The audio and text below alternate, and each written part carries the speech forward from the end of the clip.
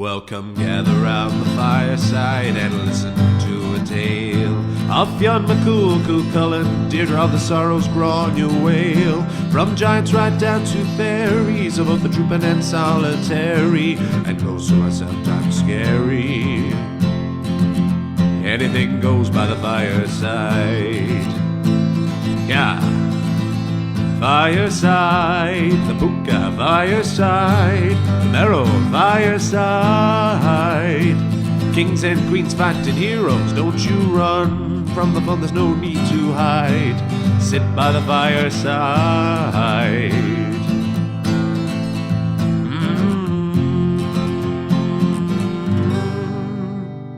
Fireside.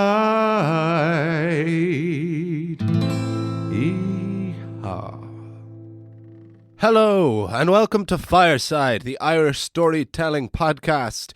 Each episode of Fireside, we take a story from folklore or mythology. We retell the tale itself and have a chat about the craft, culture, and history of storytelling. My name is Kevin C. Olahan. I am your host and your Fireside Bard. Welcome along to episode 25 of Fireside, the Irish storytelling podcast. 25. We are halfway to 50. We are quarter way to 100. We are a big boy podcast. Or we're at least becoming that. I like to think anyway. We are coming to you, as always, from the beautiful surroundings of the Head Stuff Podcast Network studios. If you are a first-time listener, very welcome along. If you're a returning listener, I apologise for the weird way I'm talking at the moment. If you're new, have a listen to this tale, and if you enjoy it, why not head back to the beginning and see what we've been building up to with the folklore and mythology of our beautiful land of Ireland, or our beautiful land of Ireland, if you're here, or potentially your beautiful land of Ireland, if you're even outside of Ireland. As I know there are a good few listeners, and we want more and more of you. Please tell your friends. In general, tell all your friends. Please do continue to subscribe on iTunes, leave ratings and comments. Follow me on Instagram at OlahanSolo, OLOHANSOLO, all one word. If you really like the podcast and would like to support it further, you can do so on patreon.com/Fireside Podcast. It is with a very specific aim, a very noble and aim that we don't require a huge amount, but we want to take this podcast live. We want to create live storytelling evenings, which I believe would be brilliant and really important at the moment. Not important, but I think they could be really good, especially around Dublin. I think it's something, there's a market for it out there, and I would love to be the one to do it, but we cannot do so without your support. So if you want to, please do subscribe to the Patreon page, and if not, just continue to listen for free. That is also absolutely grand. I have a great joy and love of doing this podcast, and that's why I do it. We are dealing with an Irish folktale today. This was one that came to me in a dream that I've forgotten another dream. No, this indirectly came from the Irish Gothic Fairy Stories from 32 Counties book that the last folktale we did, and one other one I've done come from so far. The last story was, of course, it wasn't Mr. Fox. What was the one after that? I'm going mad. It was episode 23, which was Dano. Jesus, nearly swear there. Actually did curse anyway. Apologies for that. Dano or the Devil. It was, of course, it was our beautiful tale from Limerick, because each one of those stories from that book is from a different county. And that was our Limerick City tale, Kate. I hope you all enjoyed that one. And so basically how I've been going through that book trying to find other good tales is I've been going to my favourite counties. I started with the Wicklow one, so I'm from Wicklow, of course. And I live in Dublin, so I looked at Dublin's one. Neither of them were particularly of value to me because they're written in different ways. The Wicklow folktale was a conversation between a man and a woman, an older gentleman and an older lady, about a fairy that had been in their house and didn't really yield a folktale from it. But after Dublin, I went to Cork and to Limerick, where my grandparents were from, two counties very close to my heart. And they both yielded fantastic tales. Cork came The Tobacco Quest, and Limerick came Dano or the Devil right there. And next I went to the county of Mayo, because I was recently on tour in America, and two of my very dear friends who I was on tour with, Dara and Micheál Healy, two of the greatest traditional Irish musicians that I've ever met, and just top blokes as well. Good buddies. I've dedicated an episode of this to Dara before as a listener of this podcast. But I went to Mayo to see where could we get a good tale from that. And rather than using the tale from the book itself, it has an introduction, the book, to each county. It says, what this county is famous for in terms of folklore, like what folklorists are from there, what tales are from here. And it just had in the introduction that Mayo is home to one of the best Irish folk tales of all time, which was one called Guleesh, about a young boy who goes on a trip to kidnap the Princess of France. And that was all it said. And I'd never heard of this story. And it was apparently one of the most famous. That has happened a couple of times before. That was where I found the legend of Knockgrafton, which was the tale of the Hunchback Lusmore and Jaelun de Mort. I think that was Tipperary that county was from, and I was looking on the tip page of that book, and it mentioned it as one of the most famous fairy tales, just as an aside. And I thought, I gotta go check that out, and as of course it was wonderful. And this is a delightful tale, quite different again, which I always like in the folk tales. And I'm gonna not give any more context, gonna dive right in for it. I've given you plenty, and we'll chat a bit more afterwards. But this is Guleesh and the Princess of France on Fireside.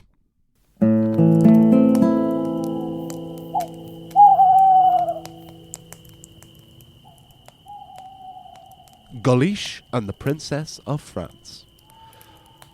Once upon a time, on a hill just outside the town of Castlebar in County Mayo, there lived a young boy named Guleesh.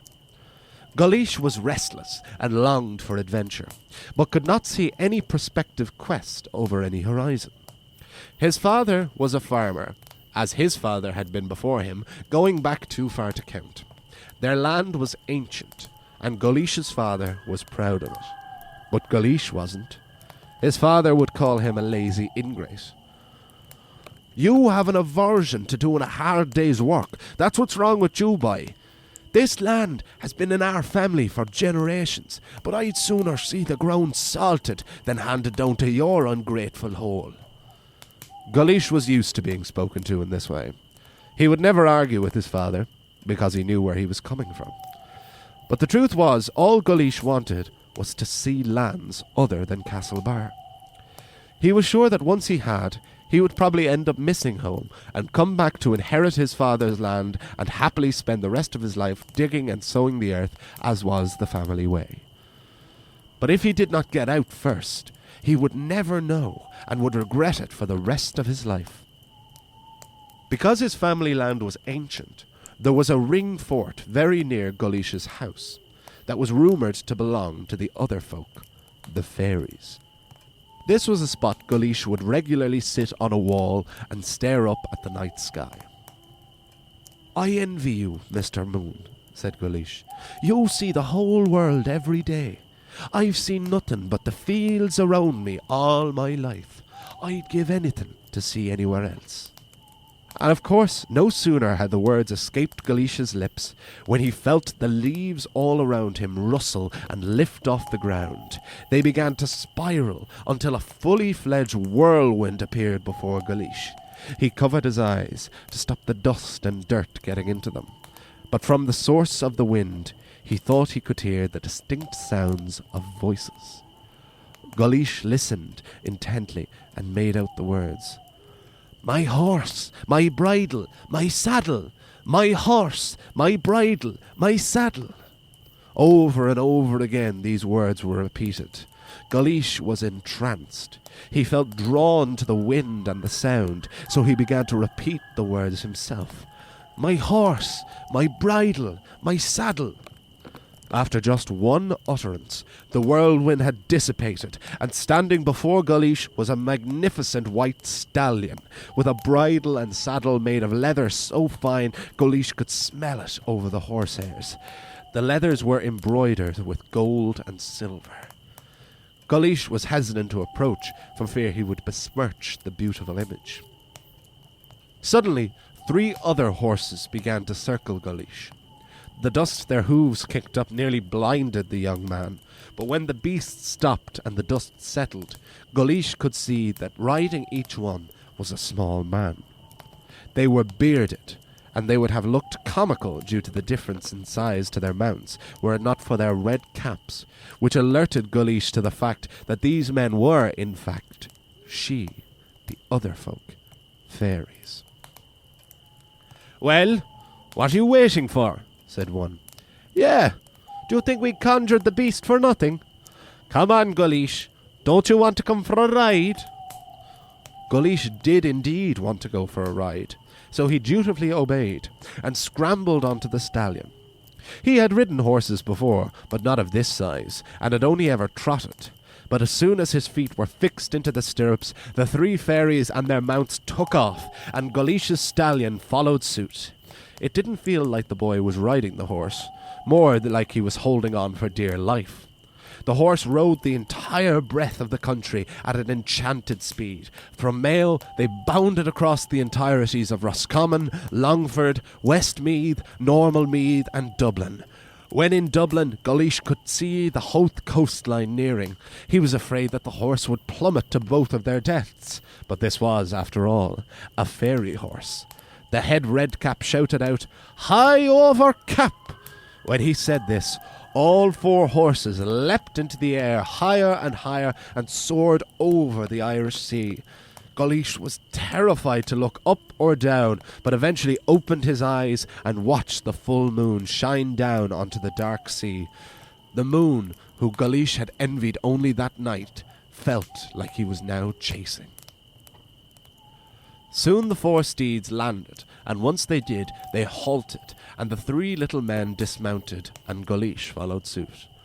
"Do you know where we are, Guleesh?" "England?" The men began to laugh. "No, don't worry, we'd never take you to England. We're just a bit farther away than that. Guess again."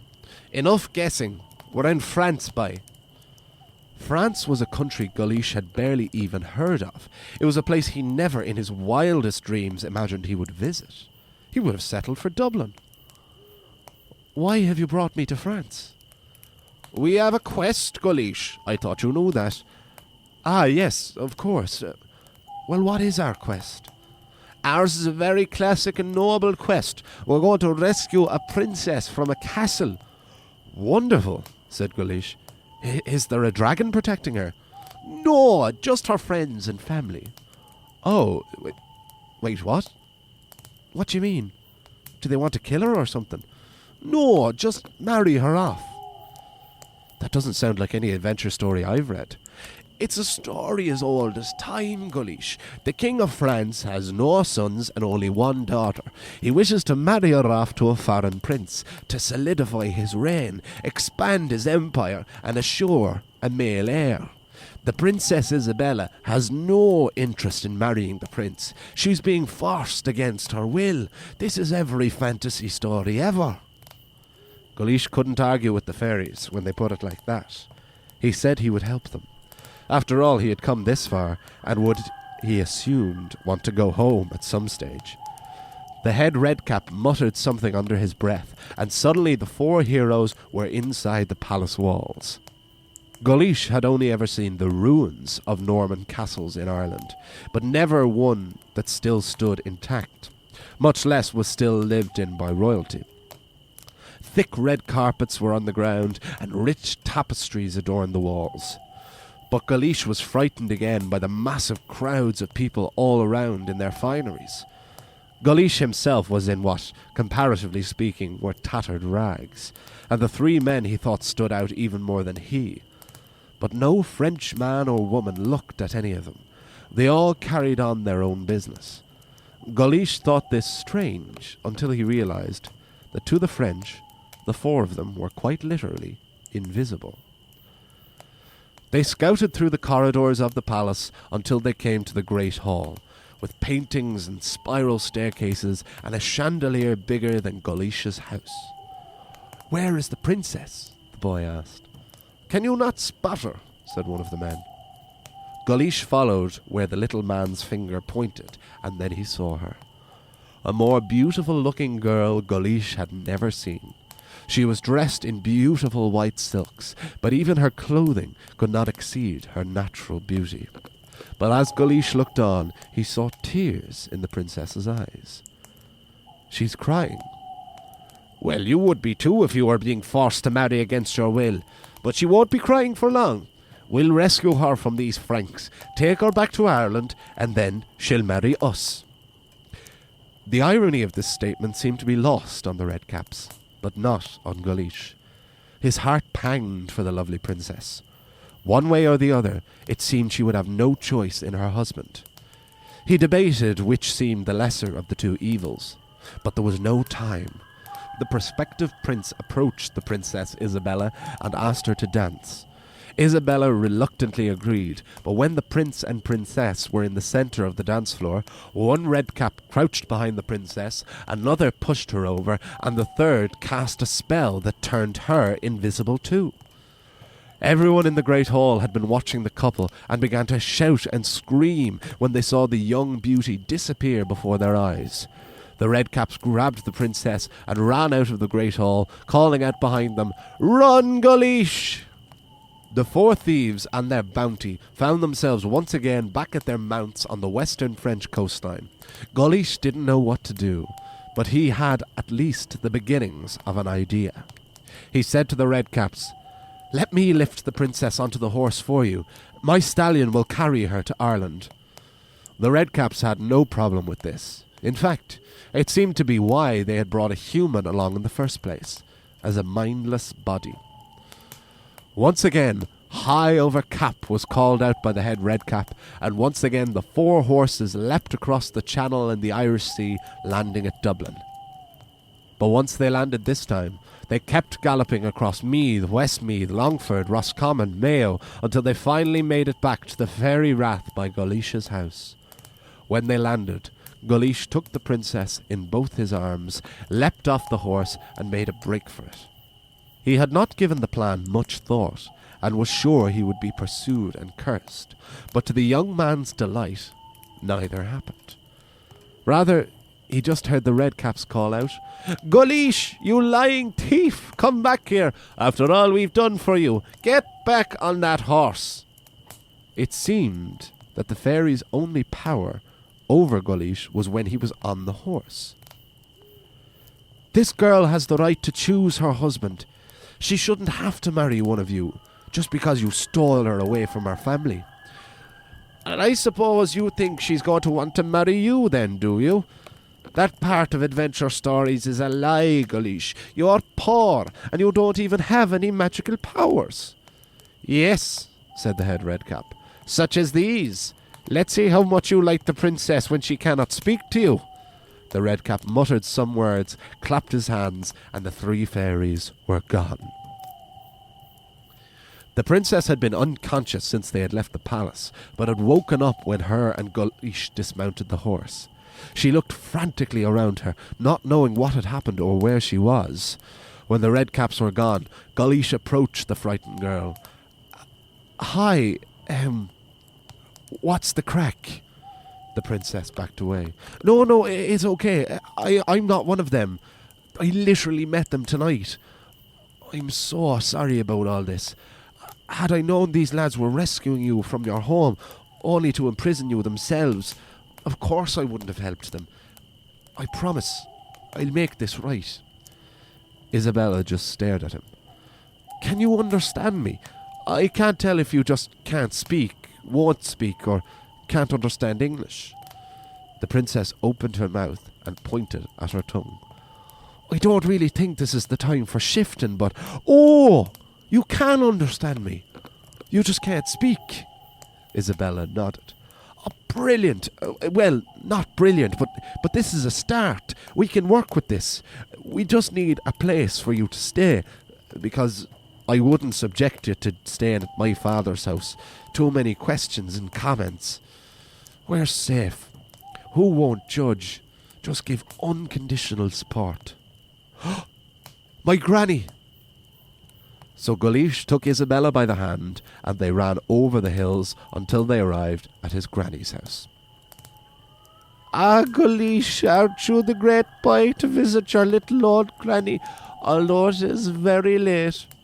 "I'm sorry to wake you, granny, but it's an emergency." "And who is this lovely young Colleen you've brought with you, and what is she wearing?" Guleesh told his granny the entire story from field to France to field, and his granny didn't question a single thing he said. Rural Irish grannies are great for believing fairy stories. Granny Guleesh agreed to take care of Isabella, while Guleesh tried to think of a plan to get her home. Isabella was dressed in more appropriate Irish attire and given her own room in Granny's house. Over the following few months, Guleesh wrote a letter to France every single week. He addressed them to every member of the French royal family possible, in the hopes at least one letter would make it to the king to let him know his daughter's whereabouts. Every day he would visit his granny's house to see Isabella. She was usually kept out of sight, and if she ever did meet anyone on the road or visiting the house, Guleesh or the granny would say that she was a visitor from Cork and that she didn't speak Mayo. Isabella and Guleesh developed a system of communicating with each other, and even though they saw each other every day, they would write letters to each other to read when they were not together. It wasn't long before the two began to fall in love with each other. Now, Guleesh didn't want his letters to reach the king, for fear Isabella would be taken away from him. But he knew that that was selfish, so he dutifully kept writing them each and every week. In all of this time, though, Guleesh never got any closer to finding out how to cure Isabella's curse of speech. It was nearly a year to the day since they had met when Guleesh thought, "I'll return to the same spot I met the fairies a year ago to the hour, and I'll get the cure." So Guleesh returned to the stone wall by the fairy rath and waited. 1 hour, 2, 3 went by, and nothing appeared. But Guleesh refused to leave. His stubbornness bore fruit when at last he saw the leaves on the ground begin to blow and circle themselves until that whirlwind was blowing strong. The voices came again. "My horse! My bridle! Guleesh? What are you doing here, kid?" "No use calling out for a horse. You won't getting one. We're not bringing you along again, you lousy thief." "How's herself, the mute princess? Are ye sick of her yet?" "Not at all," said Guleesh proudly. "I came here to ask you to lift the curse." "And why would we do that?" said the head redcap. "Because I'm in love with her." "Oh, well, in that case, there's a rare plant that grows in your very own back garden. Mix that up and give it to the princess, and she'll be right as rain." And with that, the fairies were off. It was all too easy, too good to be true. They had to be playing a trick. But at the same time, it was all Guleesh had to go on. So he ran to his house and searched the garden for any unusual-looking plants. And sure enough, one stood out. It had long curly vines and bright green leaves. It was unmistakable. But Guleesh still didn't trust it. It might be poison. How to tell? He plucked the plant, brought it inside, boiled the kettle, and made a brew of the herb. It was the only way, Guleesh thought, for his love. Guleesh drank the cup and immediately fell to the ground. But Guleesh didn't die. Rather, he woke up the next morning healthy and rested.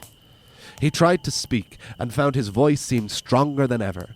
He even tried to sing and found he could hold a tune for the first time in his life. Guleesh quickly packed up the rest of the herb and sprinted to his granny's. He wouldn't doubt it any more. He got to Granny's and told Isabella what had happened. She too was dubious of the men who had kidnapped her, but Guleesh asked her if she trusted him, which of course she did. She loved him. So Isabella drank the brew and fell unconscious, but Guleesh was there to catch her. When Isabella awoke, Guleesh asked, "How did you sleep?" "I slept very well, thank you," was the reply.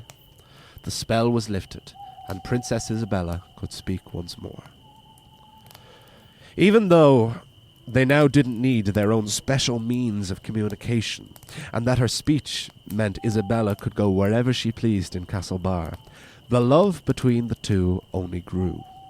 Guleesh finally introduced her to his family, and his father was actually proud of what his son had done. Guleesh and Isabella were married, and soon after they were, a letter arrived in the post. The letter was from France. Isabella's father, the king, had finally received words of his daughter's whereabouts and safety.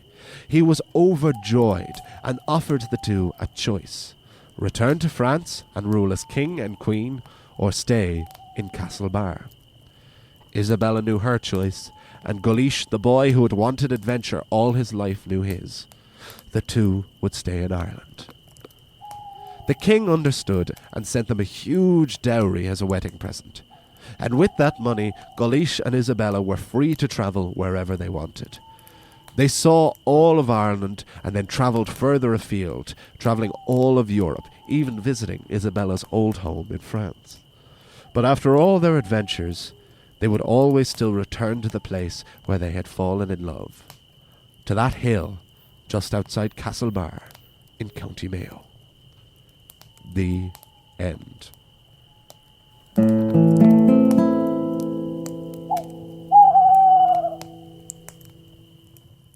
And that was Guleesh and the Princess of France on Fireside. I hope you enjoyed it. It was a love story. We haven't had, in the folk tales, we haven't really had as many out-and-out love stories. And what I like about this is so many folk stories are, of course, love at first sight. That old classic trope. And here we don't have that at all. We have love by sheer accident, love that grows over time, and love that seems real, even though there are, of course, there are different fantasy elements that make up this that strike true. The biggest one for me personally is The Little Mermaid, with the whole losing the voice thing. Reminds me of, I'm not sure if it's in the fairy tale itself. I think it is in the fairy tale itself, with Ariel losing her voice. It might not be. I will have to look that up. Apologies for any hardcore Hans Christian Andersen fans. But, of course, that becomes problematic with her losing the voice and them still falling in love. So it's lovely, the idea of that they do build up. I added a couple of elements myself, such as the letters and things, but they definitely, them forming their own form of communication, that is in the original folk tale. I found this, a few quite dated versions of this. There was a couple of tough versions to read that didn't really stand up. I just felt there was the good story in it. I liked the elements of it so much. I loved the going to France and the visiting the castle, and just the idea of kidnapping the princess, the lesser of two evils of it. And I liked Guleesh. I loved Guleesh as a name, and I liked him as a character, and the image of him staring out over the moon. The only thing I really changed majorly was in kind of the original version of it. I think it's a Douglas Hyde story originally, the big bad boss of the Gaelic revival, Douglas Hyde. And I think the only major really element that changed is that Guleesh has really dirty feet. That's kind of the thing of Guleesh. Guleesh is introduced as a person who's never washed his feet his entire life. And he's kicked out of his own home for that. His father confronts him and says, "You've never washed your feet in all your life." And he says, "That's not true. Sure, I went swimming last week." And I just didn't really like it. I liked the idea of Guleesh being more of a wide-eyed, impressionable hero, but that he could still be lovable rather than a man with just manky, dirty feet. It didn't really seem to go anywhere. Maybe if it had been an important plot point later, or it had made him, meeting the Princess of France had made him wash his feet, or it was what attracted the fairies to him in the first place. But none of that was the case. That just seems to be where, I don't even know what's the name come from. I couldn't really find the source for that, but it is a wonderful name, isn't it? Guleesh. I liked that quite a good bit. And yes, I suppose the tricky part of this is Guleesh finding out how to cure Isabella, because that does happen. Well, in the versions I read, they basically, the fairies reappear and they say, "Oh, there's Guleesh." They're kind of talking out loud, but not really to or at him. So they say, "Oh, there he is. I bet he thinks he's going to come off with us," and he's not the case. And little does he know that all he has to do is pluck a yoke and then he'll be grand. And Guleesh isn't supposed to have heard any of it, despite the fact that he's standing right there, and they do kind of see him. I couldn't really go that far in the ways of disbelief, because he does hear them, he overhears them, and then goes and still does doubt it the whole way, in a way of he is almost commenting on the ease of it, which is quite nice. That even while he's brewing it, and that's why he drinks it, is because he thinks it can't be that easy. So I just love, because with fairies, especially Irish fairies, you never can tell. They will just mess around with you. They'll do something nice for no reason, and they'll do something horrible for no reason. They keep you on your toes. So, to be honest, that was quite interesting to me. Just the idea that he asked, and they just told him. And they knew that he'd doubt it. They knew that he'd be tormented by it. And they probably thought that he would never do it, because he would assume that it wasn't the case, and that they would be just laughing to themselves, knowing that we did tell him, we told him the real thing, and he just doubted it because he doesn't trust us. And I liked that, and I liked the process of it, of him drinking the brew, thinking it could be poison, taking that one for the team and for his love, not for the team, for his love. And the beautiful ending of them being offered the kingdom of France. That isn't in any version I found. That was an addition of mine now, where in the story the king does eventually contact them and just says, here's a load of money, hope you have a nice life. He doesn't offer Guleesh to be the king of France. But I thought that surely could be possible in the context of this. Imagine Guleesh the king of France. Who knows what time this was? This might be just before the French Revolution, in which case, probably not long before it, so in which case that would not have been a good time. Guleesh could have been that king. He could have got the chop. And where would that have got him then? That wouldn't have been nice at all. But he decided to stay in Castlebar. Castlebar is, of course, the county town of Mayo, and it is where Dara and Micheál Healy, my friends, are from. And this episode is, of course, dedicated to them, to my good buddies, who I miss very much. And they're all the way up there. I don't think there is much else for me to say on that. It was a nice longer tale as well. These last two episodes have been quite long, and I liked that. Our last tale was, of course, The Pursuit of Diarmid and Grania, the myth, which was the longest episode ever, I think, and this was a similar one as well, a nice, long, beefy tale, because I never really decide. I obviously pick stories that are of a good length in the versions I see. There are some that are far too short that I know I won't get enough a podcast worth of a tale out of. But I never think this is going to be about 5 or 6 pages. But they usually do average about 4 or 5, 6 pages. But these last two have been 10, and as such, the stories have been about half an hour long, which is great. That's a great length, and I hope you enjoy them. I hope you enjoy those, because the stories is what this is about. The comment and the bit of a banter afterwards is just more of a personal touch, as I said last week. But I hope you did enjoy it as much as I did. So I will wrap it up there. I'm running out of time here in the studio.